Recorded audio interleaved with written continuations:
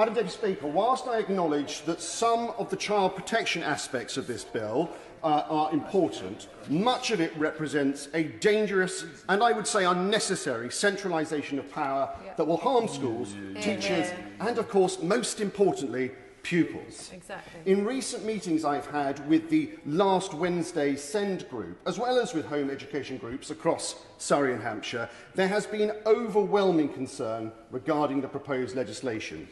Many of those I've spoken to feel vilified for choosing to remove their children from mainstream education in favour of alternative, specialised provision, tailored to the individual needs of their children.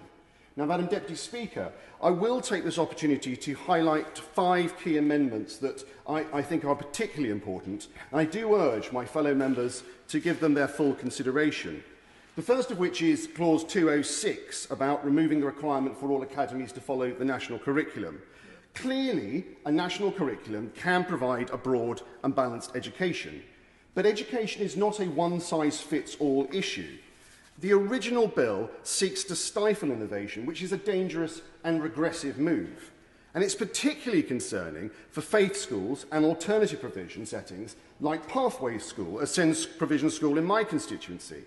Pathway School plays an invaluable role in educating vulnerable children, providing trauma-informed strategies alongside a high-quality, project-based curriculum. Excellent spaces like these would struggle to continue under state-imposed education strictures.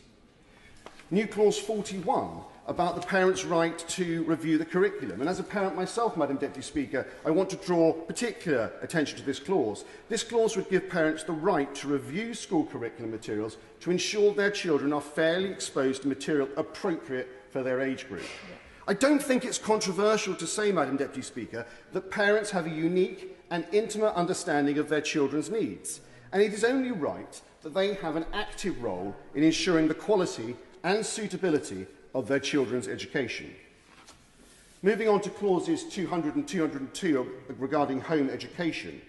A key group in my constituency who have ardently opposed the state-controlled education is home educators. Home education is a provision used by many parents across Farnham, Borden, Hazelmere and Liphook because it provides a more personalised approach to learning, which in some cases benefits certain children. Now, Clause 200 mandates local authorities to submit a statement of reasons when they do not agree for a child to be home educated.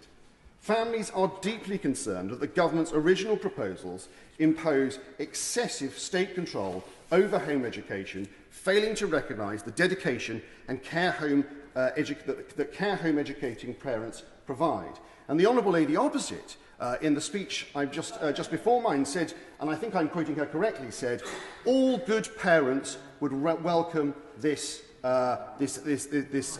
imposition on the education.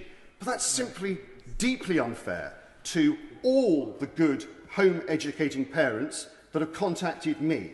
They do not feel that this is a proportionate measure. They think it is a deep imposition, and they are good home educators.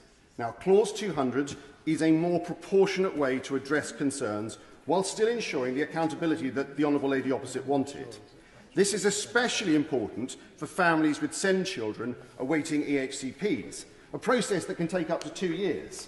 In my local area, 17% of independent school pupils receive SEND support, yet only 6% have a formal EHCP. And so therefore home education, especially in that interim gap between realising you need SEND support and receiving an EHCP, is often the best option for these children. Clause 202 removes the requirement for local authorities to approve and consent to home education of children with special educational needs. Removing these bureaucratic hurdles empowers parents to make the best decisions for their children and ensures inclusivity and equity in education.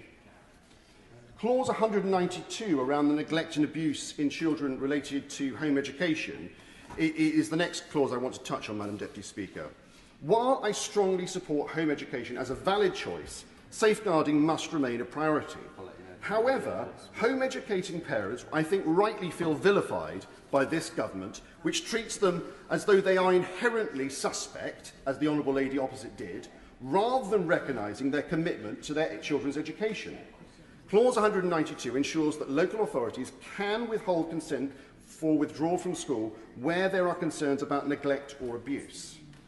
The entire House was horrified by the tragic case of Sarah Sharif. But this clause is a necessary, balanced and proportionate response, far more so than the government's broader proposals, which unfairly targeted responsible home educating parents. Instead of a sweeping punitive approach, this new clause focuses directly on those children who are genuinely at risk, ensuring they remain in a monitored environment where safeguarding concerns can be identified and addressed.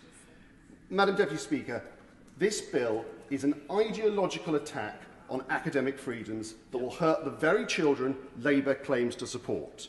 It imposes unnecessary constraints on schools, weakens parental choice, and undermines educational innovation.